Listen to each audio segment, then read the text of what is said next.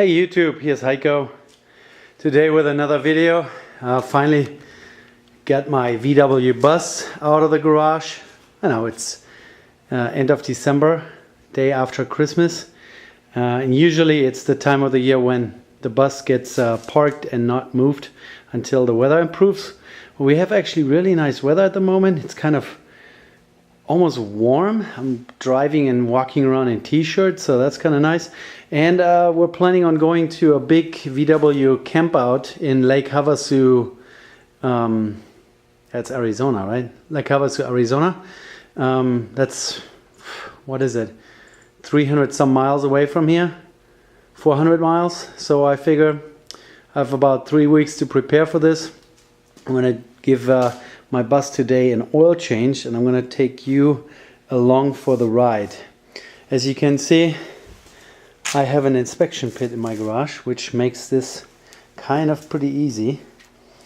So let's just climb down here and then talk about my technique a little bit.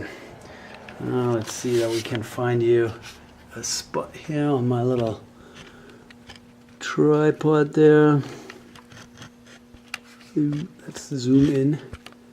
Let's zoom out a little bit, huh? Like right there. What are we looking at? Oh yeah. Okay. Let's turn on some light. How about some light?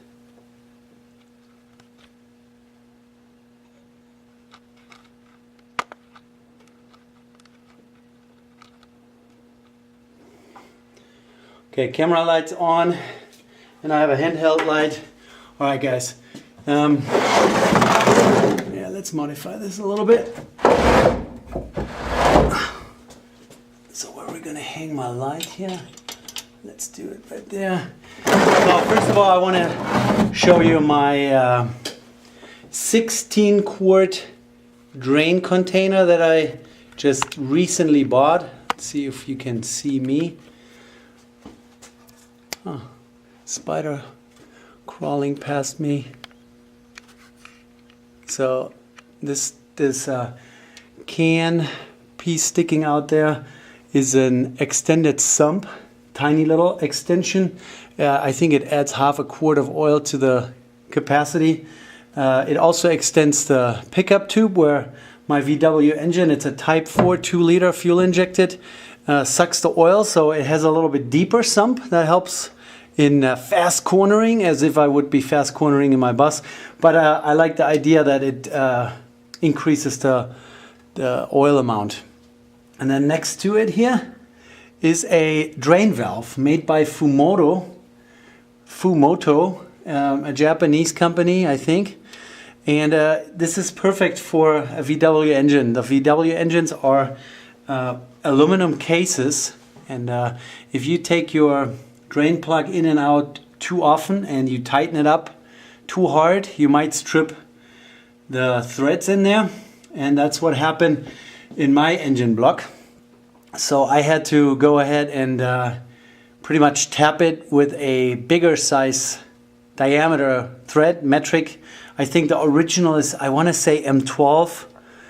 And then I went with M14, or maybe I'm wrong, maybe it's M14, the original size, and I went with M16. I just increased the size. I did that while the engine was installed, so I didn't completely take the engine apart to do this repair. I was just really careful, making sure that I don't get any shavings into the engine block. And then I did put oil in and then immediately flushed it again, so making sure the oil takes all the little shavings out of the engine block. And then I put oh yeah, actually what did I do? Actually I had a friend in Germany who is a machinist who works professionally with a lathe every day. I had him machine me apart a bushing that went into my freshly threaded opening here. So yeah, I think I opened it up to M16, and then he made me a bushing, threaded outside M16, and then inside the same original diameter of the original drain plug. Put that in there, and I actually used thread locker slash thread sealant to put that in there pretty much permanently. I'm not planning on taking, oh, and then the stainless steel bushing. So I'm planning on leaving the stainless steel bushing in there.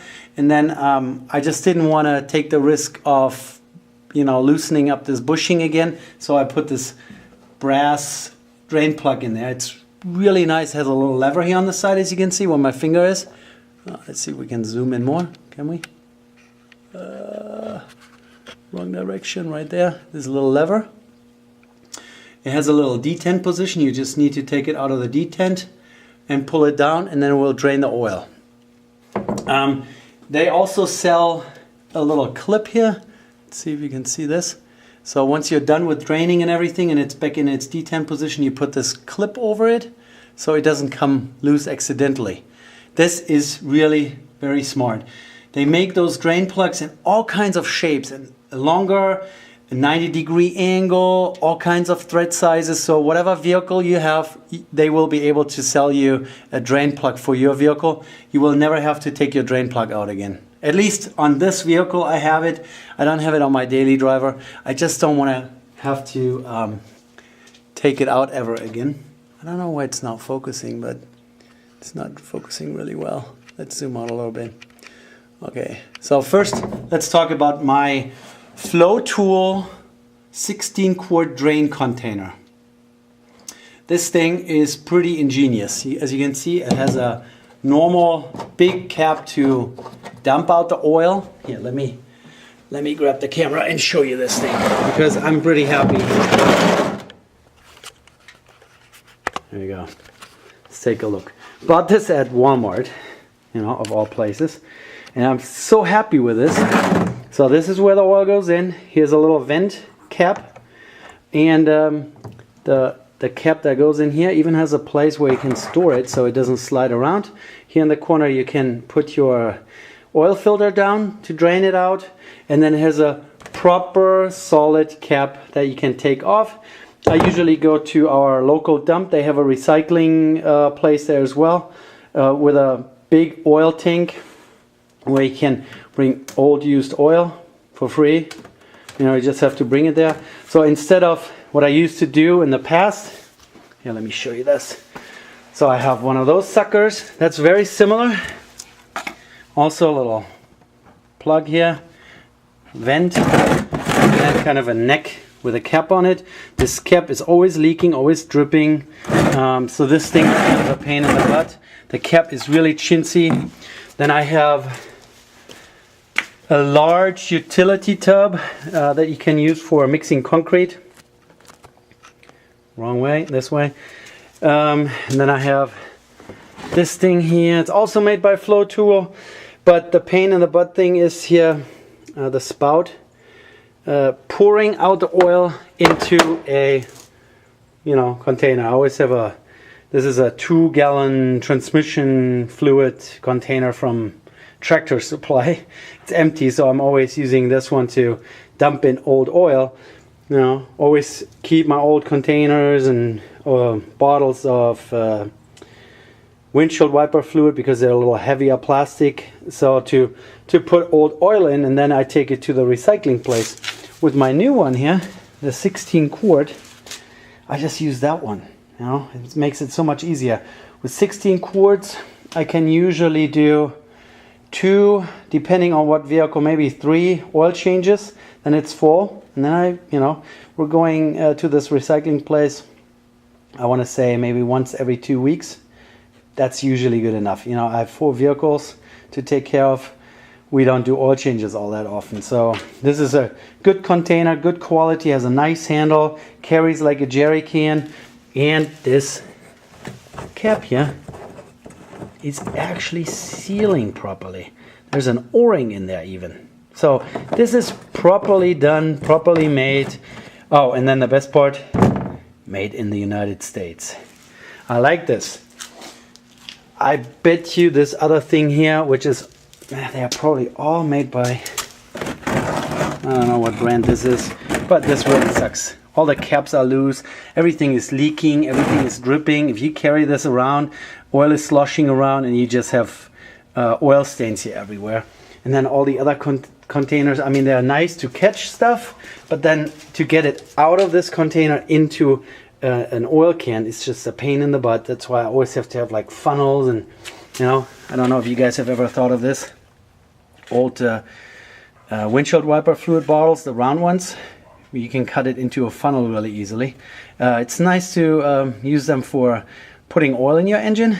Usually they fit right into the filler cap opening on your on top of your engine, and they are nice big. They even have a handle on it, you know.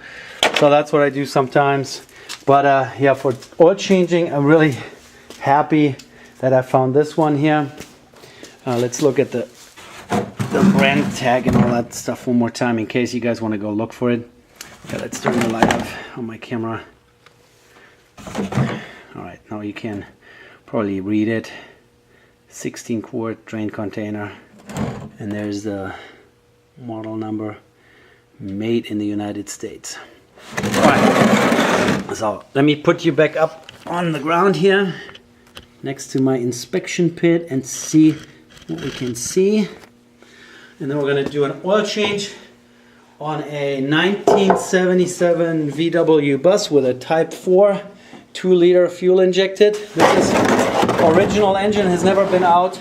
I've done stuff to it, but the engine has never left this engine bay. Has 88,000 miles original on it. I have a logbook that proves every fuel stop since new. Yeah, and runs really well, and we're gonna go camping here pretty soon, 3 weeks. Sounds like camping in January is not a good idea, but in Lake Havasu down in the desert, it's actually really nice during the day, and then at night it goes down into the 50s, so that's pretty perfect camping weather. Yeah, let's see. So you just push this little lever out of its detent, pull it down. Oh, did I open all my vents and stuff? Yeah, cap is open, perfect. And just move this lever and the oil comes out. Engine is already warmed up. I drove it over to Napa, car parts, auto parts. Today I guess I have to fix another vehicle, which is a 88 pickup truck at work. It's a fuel truck. Batteries are not charging. We spent $270 on batteries, and now it's still not working. So the brand new batteries are already flat. Yeah, that's when you have non-mechanics do troubleshooting on a pickup truck. So we'll see if we can figure that out. So yeah, now the oil is just draining out. See, no mess, no fuss, no nothing. You don't have to fiddle around with a drain plug and then usually falls into your oil. It's really nice. I really like how this whole situation works here. All right, and then here you can see the bottom of the oil filter. Sometimes I poke a little hole in it with a center punch, or I drill a hole into it and drain the oil out to make it a little easier. And I don't know, maybe you guys have never seen that, someone do that. Let's get you a little bit more level. So like that. I'll grab a drill and then we'll do that too.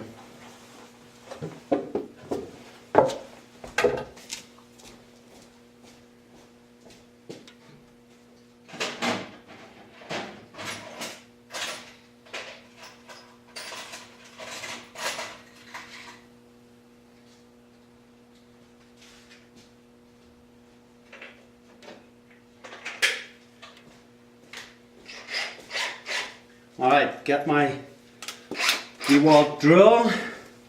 I don't know what it is, 5mm drill bit, doesn't matter. You just gotta have a drill. So let's see that we don't make a huge mess now. It's gonna be a mess.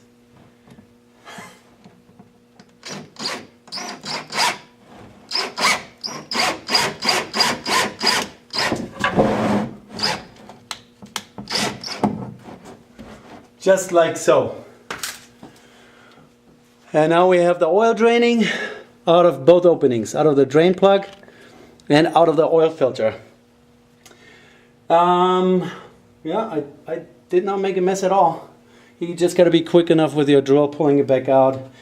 Nice thing about this is now I can loosen up the oil filter, and then I don't have to be afraid of spilling the oil that's still in the oil filter. Yeah, it makes it a little easier, a little cleaner.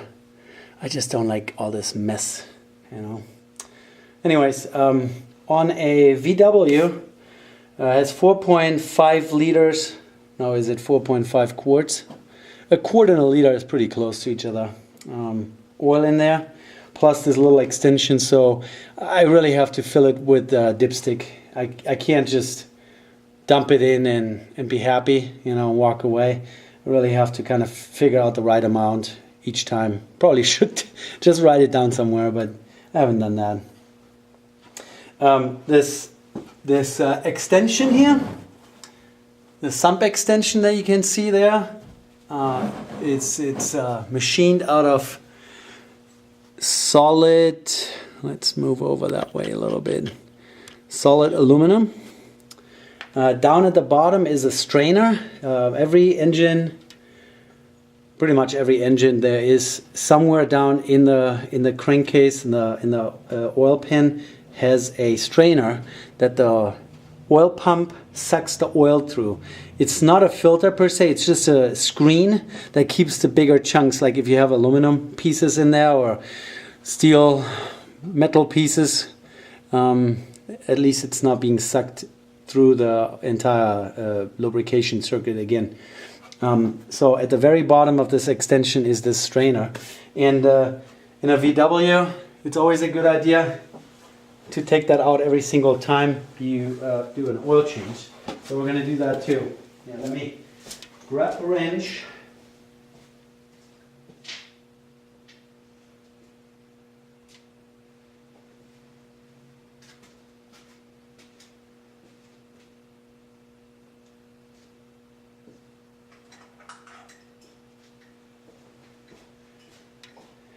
Quick little wrenchy wrench. Doesn't matter.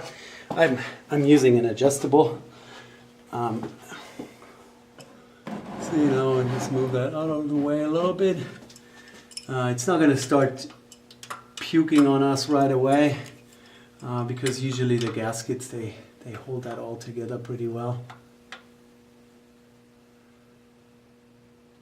Here we go.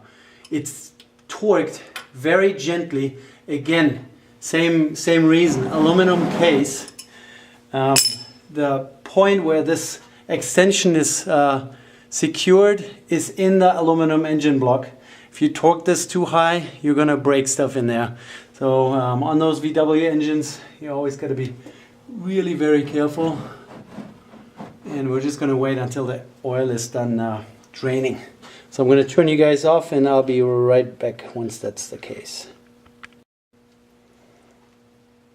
So now I have loosened up the bolt for this sump extension. So in that location where I have the sump extension mounted is usually just a cap, and above the cap would be the strainer. So I'll show you once I've taken that off. It's a pretty nifty little device. It uses the original cover that's right here at the bottom, and then just adds a little extension to the suction port of the oil pump, and reuses the original strainer. Uses the same type of gaskets that you would have to use if you take your strainer out of a stock engine. Without this extension, you just have to have instead of instead of 2 gaskets, you have to have 3. So it's no big deal. Those are paper gaskets. I mean, a gasket kit costs $3. And they are the treated thick paper type gaskets. Sometimes you can even reuse them. I use a product called Hylomar, originally invented for Rolls-Royce vehicles. They use that as a kind of a gasket maker, but it doesn't solidify. So it's like a tacky, sticky blue paste that stays tacky and sticky and just fills up little voids and little scratches and whatnot, and it's a perfect gasket maker. It's not going to clog up any oil passages in your engine in case you get some of that material into your engine oil. Yeah, it's not one of those silicone type gasket makers. This is sticky, stays sticky, and if you reuse an old paper gasket, you just smear a layer of that stuff on there, and then you can reuse it. And you know, I've had great success with this. On VW engines, when you do a valve adjustment, they use cork gaskets for the little valve cover. And the valve cover gasket I just stick on with Hulomar on one side, and the other side I leave clean. So every time I do a valve adjustment, I take the valve cover off and the gasket stays nicely in place, and as long as they are not swelling up or kind of completely out of shape, I reuse them. And yeah, it's just perfect. No leaks, no nothing. Hulomar is a good thing. They sell it on Amazon. If I find a link for it, I'll put it in the description. Okay, it's dripping and it's dripping. Let's open this up a little more. Oh, and it's hot too. So hot oil. All right, guys, I'm gonna turn you off for a little while until I have this off, and then I'll turn you back on. All right, guys, I got it all loose, got it all off. Here's the old oil filter. I never buy the original normal standard size filter, which is like half the length. Just gotta find a filter that has the same thread pattern on the inside, you know, where it gets screwed on, and then also the same diameter of gasket. But that's not a big deal. It's also not very difficult because a lot of people have already done the research. Here's the little bottom cap that's originally used with the strainer. Here's the strainer itself, and then this little, very hot, aluminum extension. Now I'm just all going to clean this up, put a new filter on there, and slap it back together. And like I said, sometimes you can see the gasket in there. Very clean looking. I just clean it up, have a clean surface. Maybe put a, you know, like a fingertip full of this Hulomar non-hardening sealant on there. Slap it back together. Sooner or later my engine will have to get a rebuild done, and that will be a bigger project because I keep having, oh, this is just, what is this? Just gunk? That's great. Having gunk in your engine oil at the bottom of the strainer. This looks like sealant of some sort. That's not good. So that's not good. Yeah, I keep finding a little bit of some aluminum shavings, and from doing some research, that is usually the cam gear. Cam gear on those engines is kind of a not a straight cut, a helical cut. I don't know if you call it that way, but that's supposed to create some preloading of some thrust bearing, and because of that, they can start wearing. And then another thing is that on the original cams, the cam gear is riveted onto the cam, so those rivets can come loose, and then you have aluminum shavings. I've been religiously changing this oil to, you know, if I have any kind of shavings, wash them out right away. And it's a non-interference engine, so if something goes wrong with the cam gear, the cam comes to a full stop, the piston will not hit the valves. At least that's what I hear. I haven't tried it out yet. But yeah, as soon as that happens, as soon as we break down somewhere on the side of the road, I will have to rebuild this engine. But it's idling fine, it's reffing nice, it has some oomph to it, considering that it's a 67 horsepower engine. It's pretty good. You know, I have a cylinder head temperature gauge in the cockpit. I have an oil pressure gauge in the cockpit. I monitor all those things, and so far I haven't had any problems with it. You know, so we shall see how long it will last. Now let me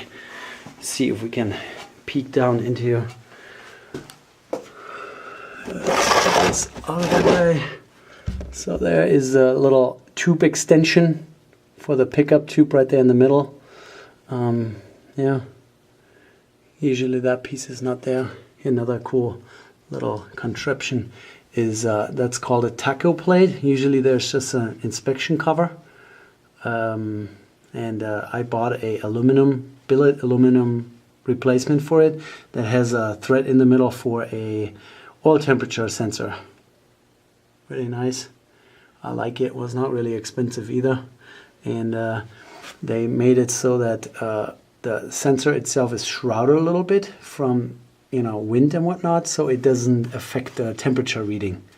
Works really well. I don't know how accurate it is, but it gives you a ballpark. Anyways, yeah, Fumoto. My model here is F109, but like I mentioned, there's a stainless steel bushing in there that I had custom made by my friend Wolle in Germany, and he shipped it over to Germany, from Germany to the States for me. Yeah, now we're gonna clean it all up, and oh yeah, I wanted to share with you. I have an 1989 F-150 with a 351 Windsor engine, and it just happened to use exactly the same oil filter. You're probably going to say, oh no, he's using this crappy brand of oil filter. I change my oil on this VW every 1,000 miles probably, just because of the situation with aluminum shavings and whatnot, and I just don't want to risk it, and so it really doesn't matter. This filter is going to do it. It's also supersized compared to the original VW filter, so it's longer, has higher capacity oil, and that also affects the amount of oil that I have to pour into this engine. So uses exactly the same as my 351 V8 in my Ford. And then I want to show you the oil that I'm using. So a lot of people believe in, oh yeah, use conventional oil, 20W50, and you're going to be fine. I've been doing this for 200,000 miles, blah, blah, blah, blah, blah. That's all good and nice and well, and and more power to you. But modern technology, oil engineering has come up with a thing that's called full synthetic oil. And those oils are just more temperature stable. They keep their viscosity a little bit more consistent under temperature, and especially in a VW engine, which is air-cooled, not water-cooled. An air-cooled engine, they run hotter than a water-cooled engine, and they have more temperature changes, ups and downs. You drive down a hill, your cylinder head temperature is going to drop by 150 degrees Fahrenheit, and then you go up a hill and then you're almost boiling this oil. So there are more temperature changes to it. This is more viscosity stable. It's 15W50, which is really a specialty oil made by Mobil 1, and believe it or not, Walmart sells it for $22, 5 quarts. This is really inexpensive. It's a full synthetic oil. Has the cold rating 15, which is a little thinner than what I usually run in there, 20W50. And then it has the warm or hot rating of viscosity of a 50 weight oil, which is exactly as the 20W50. So, and then the nice thing about this particular oil is it has more zinc. It has a higher zinc concentration in it than all those other normal modern, you name it, whatever, 0W40, European car formula, or whatever else we have, This has more zinc, and that is perfect for a flat-tapped engine like the VWs are. There's, a little bit more friction protection for those cam surfaces. Not that it's really going to make a difference on my engine since it has to come apart anyways, but I really want to recommend this oil to you. If you have a oil pressure gauge in your VW, you can really modify your oil pressure with changing your viscosity. So if you run a 10W40 and you think, oh, my engine oil pressure is a little low, so they say you are supposed to have at least 10 psi when it's idling, and then you add 10 psi for every 1000 RPM. So if you're really revving it high at 4000 RPM, you're supposed to have 50 psi oil pressure. Let's say you're running a 10W40 and it's a little low, then change it to a 15W50 and the oil pressure will go up. And then if that's still not enough, then go to a 20W50. I mean, they also make full synthetic 20W50. Also Mobil does that, or Castrol, or all the other ones. This particular one has more zinc in it than any of the other modern engine oils. I used to run, what did I used to run? Castrol 20W50 conventional, that every VW enthusiast is like swearing by, but it just doesn't have the same amount of zinc in it. So this, my new favorite oil, believe it or not. Take it or leave it. I mean, that's all your personal choice. And like I said, it really didn't help me much. Now that the engine is starting to do this aluminum shaving stuff. But I wanted to recommend that to you. Also wanted to recommend to use a taller oil filter on those VW engines, on those Type 4s, that has a full flow oil filter system. To just increase your oil amount. You know, besides air cooling, those engines are oil cooled as well. They have an oil cooler that is installed in conjunction with the air cooling system. Here, let's see if I can show you. I hope I don't have my engine lid here locked. No, I don't. So this is where a big fan that's driven by the crankcase, crankshaft, sucks in the oil and blows, sucks in the air, I don't know how to talk, and blows it over the cylinders, all four, so air cooled. And then here in this broader section is the oil filter installed. So it blows over the oil filter and it blows over the cylinder heads, or the cylinders, the fins, and that's how this engine is cooled. So the more oil you have, the more temperature capacity this engine has. So it takes longer to heat all this oil up to, you know, to really, really high temperatures. And then in the meantime, it's being cooled by the oil cooler. So the more oil capacity you have, a little bit more resistance to temperature. You know, so this is kind of a good situation. A little extension, bigger oil filter. Yeah. And there's the oil cap and the dipstick right there. Yeah, so now I'm just gonna clean it up, close it up, fill it with oil, and call it a day. And then, of course, record it in my little logbook. Everything that I do is recorded. All right, guys. I hope this video is informative and interesting and not too boring. I know I tend to talk a lot. We'll stop now. Wish you a nice day and please subscribe. Thank you. Bye.